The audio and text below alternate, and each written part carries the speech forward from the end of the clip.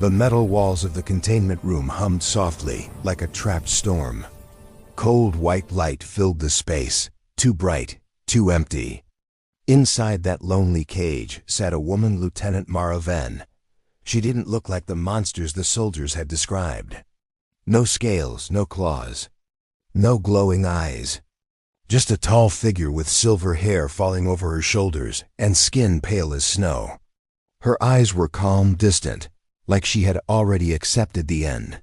Behind the thick observation glass, 5 humans stood watching her. They called her the alien, but she looked more human than any of them wanted to admit.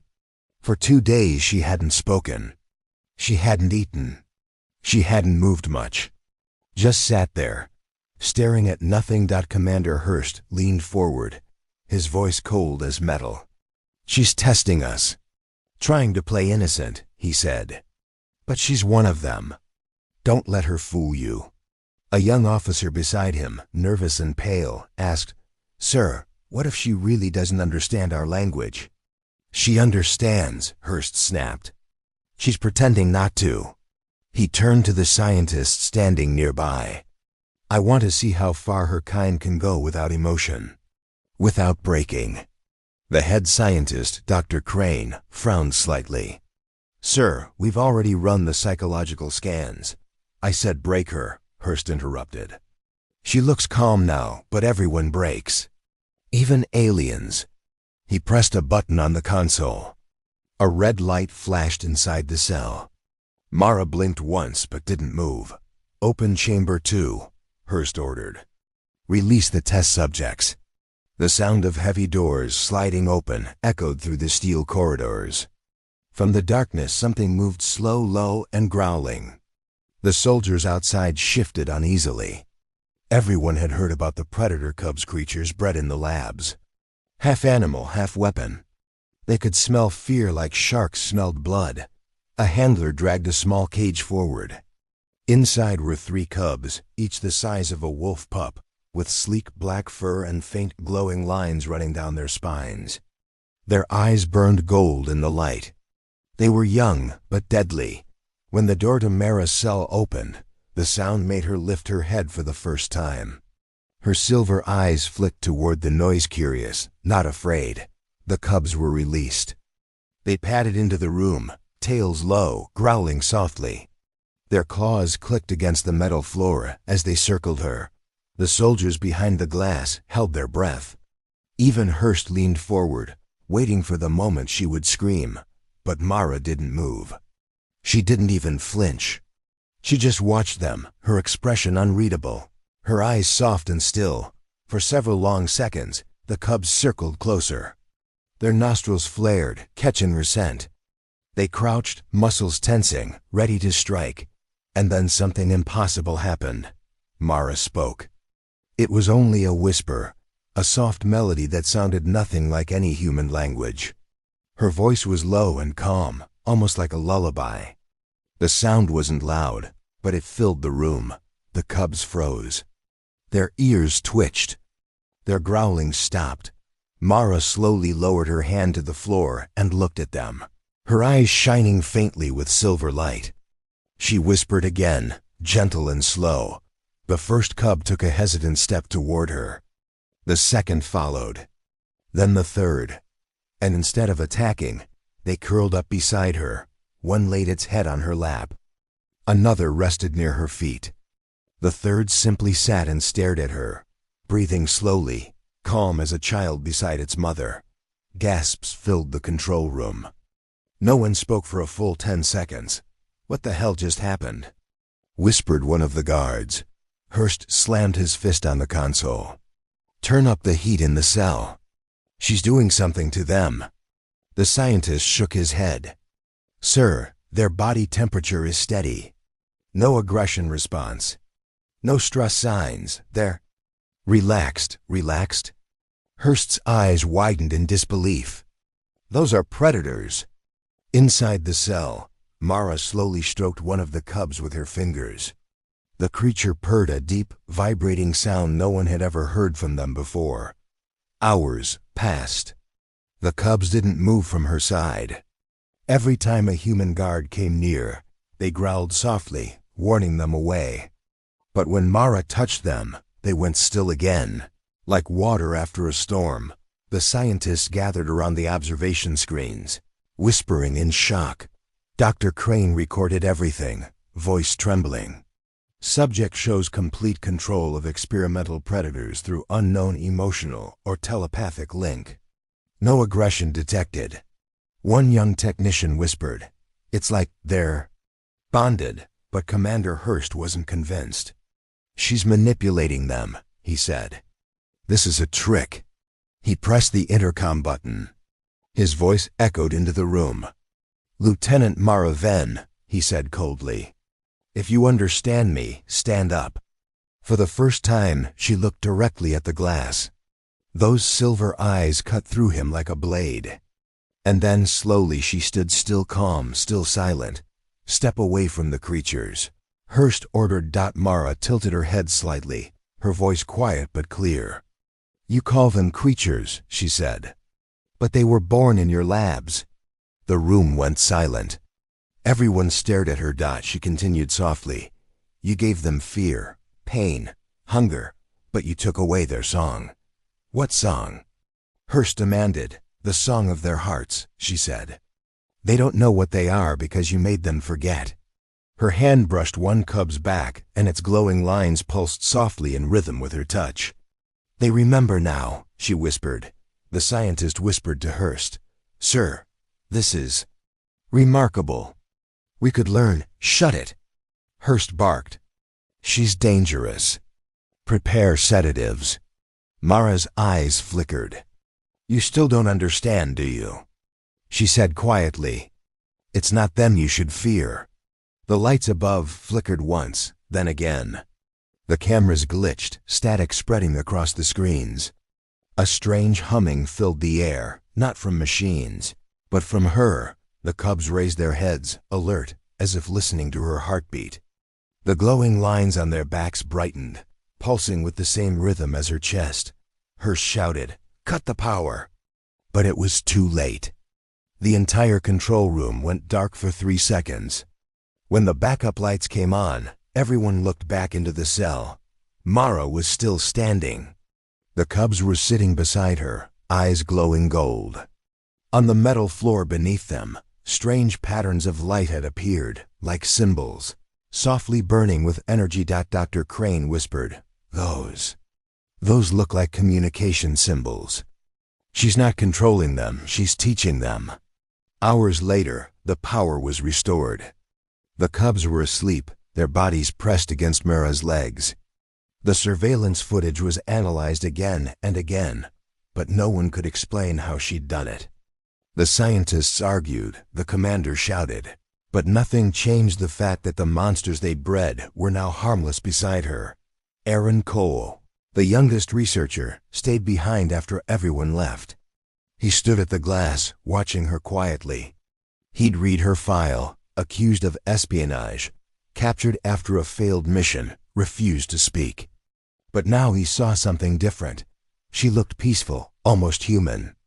The cubs moved slightly in their sleep, their tails twitching like dreaming kittens. For a moment, Aaron forgot they were weapons. Then Mara looked up again, straight at him. Even through the glass, it felt like she could see his thoughts. She spoke softly, though he couldn't hear the words. But he understood. It felt like she said, "You can still choose." Aaron froze, his hand against the glass. How could she possibly know what he was thinking? Then the lights flickered again. The cubs stirred, their eyes glowing faintly. He stepped back, heart pounding. When Commander Hurst returned, his voice was hard. "Tomorrow, we move to Phase 2. I want to see what she does when the cubs get hungry." Aaron turned in shock. "Sir, you can't. They trust her now." "That's not an experiment, it's torture." Hurst glared at him. "She's the enemy. And those things are tools. Remember which side you're on, Doctor." He walked away, leaving Aaron staring at the cell. Mara was still awake, stroking one cub's head as if she already knew what was coming. She whispered something in her language again. so soft the microphones barely caught it. But when translated later, the words chilled everyone who heard them. If you make them fear again, they will remember who taught them. The next morning, the alarms began to hum again. Soldiers gathered outside the containment doors. And behind the glass, Mira's silver eyes opened slowly, calm, ready. Knowing the test was far from over, the cubs lifted their heads, growling softly. Their glowing marks brightened, pulsing like a heartbeat, and for the first time, the humans watching felt something cold crawl down their spines. Because it wasn't Mara who looked dangerous anymore, it was the silence. And the way the cubs watched them. The room was colder the next morning. Frost clung to the metal bars, and the air smelled of fear. Mara Ven sat quietly in the same corner, her silver eyes half closed, the 3 predator cubs sleeping beside her. She looked peaceful, but the peace in that cell was like the quiet before a storm. Behind the thick observation glass, the humans gathered again. Commander Hurst stood at the center, his face hard and sharp. "Today," he said, "we find out what she really is." The scientists exchanged uneasy glances. They had seen what she did yesterday, the impossible calm, the way she tamed the cubs with nothing but a whisper. But Hurst didn't see it as peace. He saw it as control. A threat. He turned to his team. Raise the temperature. Cut the oxygen levels slightly. And release the hunger agent into the cub's system. The head scientist, Dr. Crane, hesitated. "Sir, the hunger agent will make them dangerous," Hurst interrupted. "Good. Let's see if her calm face survives that." The order was given. Somewhere behind the walls, valves opened with a hiss. A faint mist spread through the ventilation ducts into Mara's cell. At first, nothing changed. The cubs stayed close to her, purring softly in their sleep. Then their breathing shifted, deeper, rougher. Their eyes snapped open, glowing gold again, but sharper this time. Their claws scraped against the floor. Their muscles tensed. They were no longer calm. Mara opened her eyes slowly. She felt it, the energy inside them twisting. She touched the nearest cub's head gently. It flinched, pulling back with a low growl. She whispered, "No, little one." Not again. But they were shaking now, caught between instinct and memory. They looked at her with confusion, fear, hunger. Behind the glass, Commander Hurst smiled. "There it is," he said. "Even beasts have limits. Watch her break." But she didn't break. She knelt down, her voice calm and steady. Her hand pressed to the floor, and a faint hum filled the room. The cubs froze again, their breathing heavy. The symbols from the day before, glowing lines, began to appear faintly beneath her fingers. Soft light spread like ripples in water. The cubs whimpered, torn between hunger and peace.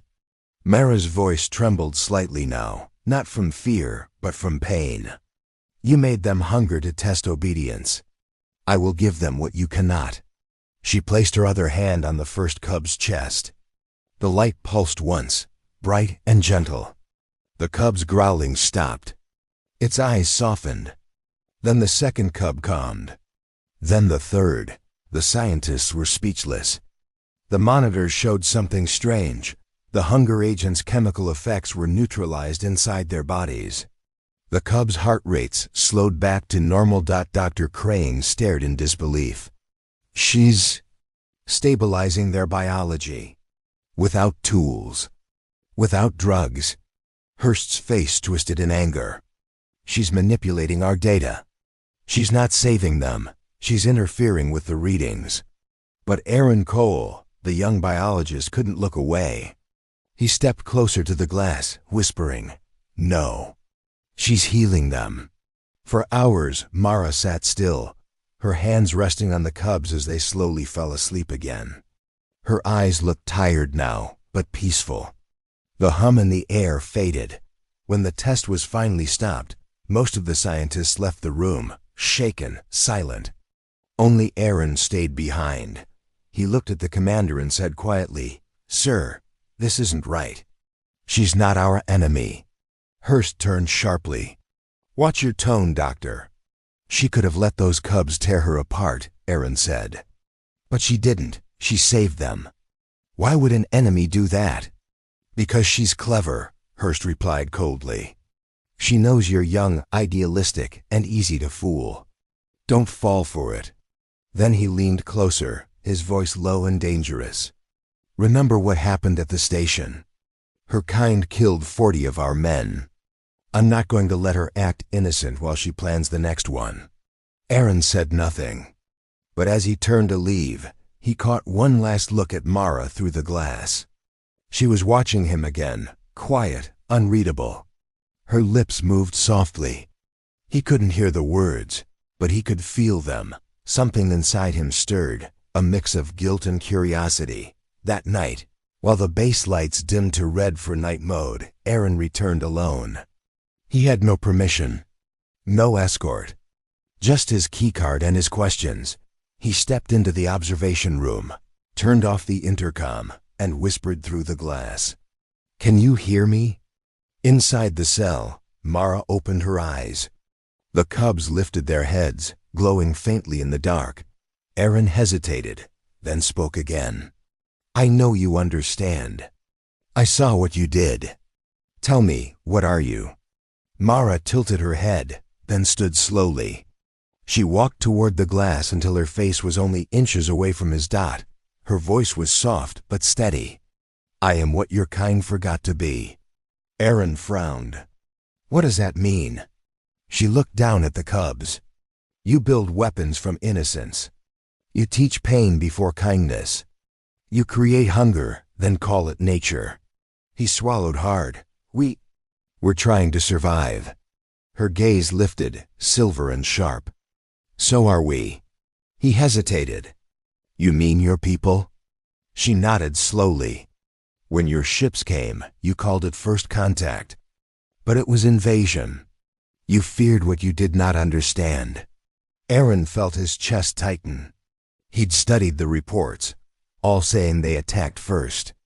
But looking into her eyes, he wasn't sure anymore. He whispered, "Then why didn't you fight back in the cell?" "You could have." Mara looked at the cubs again. "Because they are children. They were made to harm. I was made to teach them something else." She knelt beside one cub, stroking its fur gently. The animal purred, eyes glowing softly. "They will not attack unless I tell them to," she said. "But I never will." Aaron felt something shift inside him, a strange mix of shame and wonder. He took a step closer. "Can you show me?" Mara smiled faintly. "Only if you stop fearing what you might see." Suddenly, the alarms blared. Red lights flashed across the walls. A robotic voice echoed through the corridor. "Containment breach in Sector 7. Aaron turned in panic. Guards ran past the hallway outside, shouting orders. He turned back to the glass and froze. The cubs were standing now, alert, growling low. Mara's eyes glowed brighter. "What's happening?" Aaron whispered. She looked straight at him. "They're coming for me." "Who?" "Your commander. He thinks fear is control." Aaron's heart raced. "I can get you out before." "Don't," she said calmly. "They would kill you." The door to the control room burst open. Hurst stormed in with 2 armed soldiers. His voice thundered. "Step away from the glass, Doctor." Aaron raised his hands. "Sir, it wasn't her." "What's going on?" "There's been a power surge in containment," Hurst said. "She caused it. We traced the pulse back to her cell." "That's impossible!" Aaron shouted. "She hasn't moved." But Hurst wasn't listening. He motioned to his men. "Prepare the tranquilizer. If she resists, shoot." Aaron stepped in front of him. "Sir, listen to me. She's not a threat." The commander's eyes were cold. "You think because she looks calm, she's harmless? That's how monsters win, Doctor. They make you pity them. He shoved Aaron aside and hit the intercom. "Mara Ven," he said, "this ends now. Kneel down. Hands where we can see them." Mara didn't move. She looked at the glass, at Hurst, then at Aaron. "You can't cage what you don't understand," she said softly. Then the lights flickered again. A pulse of energy swept through the room. The Cubs' markings glowed bright gold. The soldiers raised their weapons. "Hold fire!" Hurst shouted. "Wait for the signal!" But the signal never came. The glass cracked. Not shattered, just cracked, from the inside, like something breathing behind it. Every screen in the control room glitched with static dot through the flicker. Aaron saw something. The symbols again, spreading across the floor, glowing through the metal. The Cubs were standing in a circle around Mara, their eyes calm but bright. "Sir!" One guard shouted. "Energy readings are off the charts." "Shut it down!" Hurst yelled, but nothing happened. The systems were dead dot inside the cell. Mara looked up, her face lit by the golden light. "You made them weapons," she whispered, "but they remember what I taught them." The Cubs lowered their heads.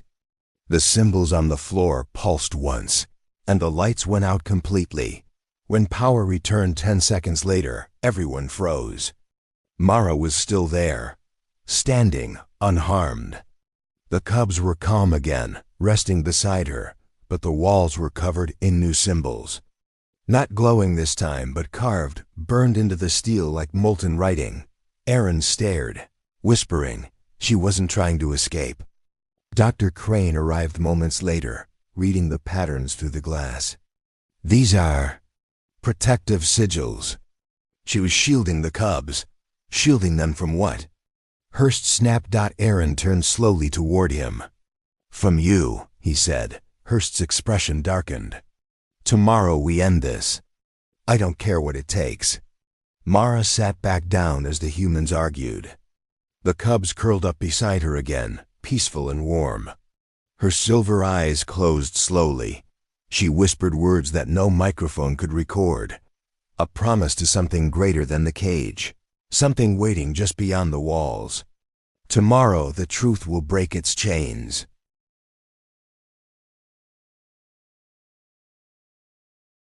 The next morning arrived gray and heavy, like the sky itself was holding its breath. Inside the underground base, the air buzzed with tension. Everyone had seen the footage, the energy surge, the symbols, the impossible calm that followed. And everyone felt it. Something in that cell had changed. Commander Hurst stood outside containment with a hard expression. His jaw was tight, his eyes bloodshot from a night without sleep. He didn't care about reports or theories anymore. He wanted control back. "Prepare the final protocol," he ordered. Dr. Crane looked alarmed. "Sir, that protocol wasn't meant for—" "Do it," Hurst snapped. "Before she does something worse." Aaron Cole stood nearby, silent, pale. He had begged to stop this, but Hurst refused. Now as alarms flashed and technicians armed the injectors, Aaron realized the real monsters weren't behind the glass. They were here. Wearing human uniforms. Inside the cell, Mara sat quietly with the Cubs curled against her. Her silver eyes were closed, her hand resting on one Cub's head. She already knew. She could feel the fear in the air, like static before lightning. When the intercom clicked on, Hurst's voice filled the room. "Mara Ven, this is your last chance. Step away from the creatures. You and they will be separated for final testing." She didn't move. Her voice was calm, almost gentle. "You call it testing. I call it cruelty." Hurst clenched his jaw. "You don't get to judge us." "I already have," she said softly. Hurst gave the signal. Technicians began typing in override codes. The walls of the cell shifted, hidden panels opening with a mechanical hiss. From each side, metallic arms extended, releasing a white mist. Sedative gas. The Cubs stirred, their glowing markings flickering. They whimpered, confused. Mara rose to her feet. "Don't fight it," she whispered. Stay calm. But the gas thickened quickly, crawling like fog around their feet. The cubs began to panic. Their breathing became rough. One clawed at the floor, crying out. Hurst watched through the glass. Increased dosage. Aaron turned, horrified. Sir, stop. You'll kill them. They're not alive, Hurst said coldly. They're lab constructs, tools. She's the one keeping them stable. We remove her. We remove the threat. Aaron shouted. They're feeling. You can see it. Look at them. But no one listened. Inside the cell, the cubs' bodies convulsed. Mara's eyes glowed bright silver as she held her hands out, her voice breaking through the haze. You made them from pain. I will free them from it. The lights above flickered violently. Energy readings spiked across the monitors. Dr. Crane shouted. Her pulse is synchronizing with theirs again. The energy is rising too fast. Hurst slammed his hand down. Cut the power. But before the command went through, everything went white. For a heartbeat, there was silence.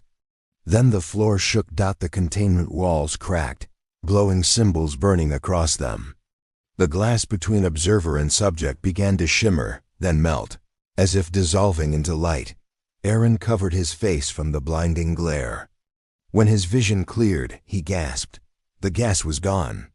The cubs were standing, unharmed, their eyes glowing gold. Mara stood between them, light radiating softly from her hands. She looked toward the humans watching, not angry, not vengeful. Just sad. You keep calling them predators, she said. But who was hunting whom? Hurst's face turned red. Enough. Fire tranquilizers. The soldiers raised their rifles, but the moment they aimed, the cubs moved. Not to attack. Not to kill.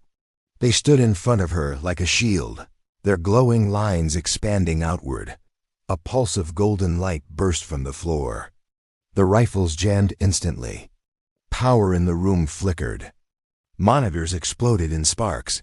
Aaron stumbled back, shouting, Stop! You're only making it worse. Hurst turned on him, rage burning in his eyes. She's controlling the systems. She's a weapon, Cole. A goddamn weapon. But Aaron pointed toward the cell. No, you made the weapons. She's trying to stop them from becoming what you wanted. For a second, even Hurst hesitated. Because through the chaos, Mara wasn't moving. She wasn't attacking. She was holding it all back. Her voice was shaking now. They're fighting the pain you gave them. If I let go, it will consume this place. Aaron pressed his hand against the glass, shouting, Then let me help. She met his gaze. Help them. Not me. The cubs began to glow brighter. Their energy was rising beyond anything the base could contain. Mara's body trembled as she forced her hands outward, holding the surge in place. They were born in darkness, she whispered. Let them see the sun. Aaron looked around wildly. We have to open the upper vents, get them out. Dr. Crane shouted, That's impossible. The blast would destroy the whole facility. But Aaron ignored him. He ran to the control panel and started typing. Warning lights flashed red across the room. Hurst yelled, Cole! Stand down! Aaron turned, eyes burning with anger. You can kill me after. But not them. He slammed the override. Massive steel doors in the ceiling above the containment zone began to open. One by one, cold daylight spilled through for the first time in years. Inside the cell, Mara looked up and smiled. They will remember the light, she said softly. The cubs lifted their heads. Their glowing patterns shifting into bright. Soft blue dot and then silence.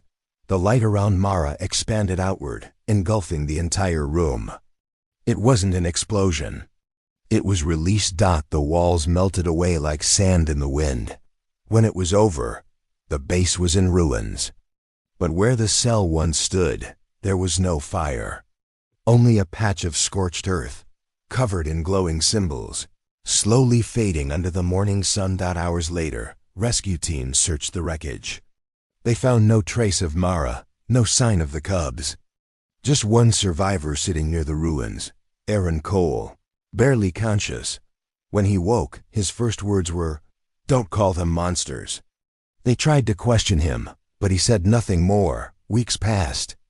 The government covered it up, calling it a containment accident. The project was erased. Files deleted. Names forgotten. But rumors spread, stories of strange creatures seen in the forests miles away. Golden-eyed animals that hunted nothing, harmed no one. And sometimes, travelers said they saw a woman with silver eyes walking among them. One late evening, months later, Aaron returned to the site alone. The forest had grown back fast, almost unnaturally fast. He found the clearing where the base used to be dot in the dirt. Faint traces of the same glowing symbols still shimmered in the dark. He knelt down and touched the soil. It was warm. "Are you still here?" he whispered. The wind moved softly through the trees. For a moment, he thought he heard a familiar hum, gentle, like a heartbeat carried through the air. Then a shape appeared in the shadows. 3 small figures, the cubs. Larger now, stronger, their eyes still glowing faintly gold. And behind them, a woman stepped out from the light of the moon. Mara. She looked exactly the same, calm, radiant, and somehow human. Aaron couldn't move. "You're alive." She smiled faintly. "You opened the sky." He swallowed hard. "What are you going to do now?" "Teach," she said simply. "Not them," she glanced at the cubs, "but you." He frowned. "Us?" Mara nodded. "Your kind fears what it doesn't understand. But fear is only hunger of the heart. I will teach you to feed it with something else." Aaron lowered his eyes. "Hurst won't stop looking for you." She stepped closer, her hand brushing one cub's back. "He can look all he wants. You can't cage what has learned to love." The cubs purred softly, pressing against her legs. The glow from their markings faded into the soft silver of moonlight. Mara turned to leave, her voice drifting through the quiet forest. "Tell them this: predators can be kind. And kindness can be the strongest weapon of all." Aaron watched as they disappeared into the trees. The hum faded, leaving only the sound of wind. He stood there for a long time, staring at the spot where she had stood. Then he whispered to himself, "She wasn't the monster. We were." He looked up at the stars, and for the first time in his life, they didn't seem so distant.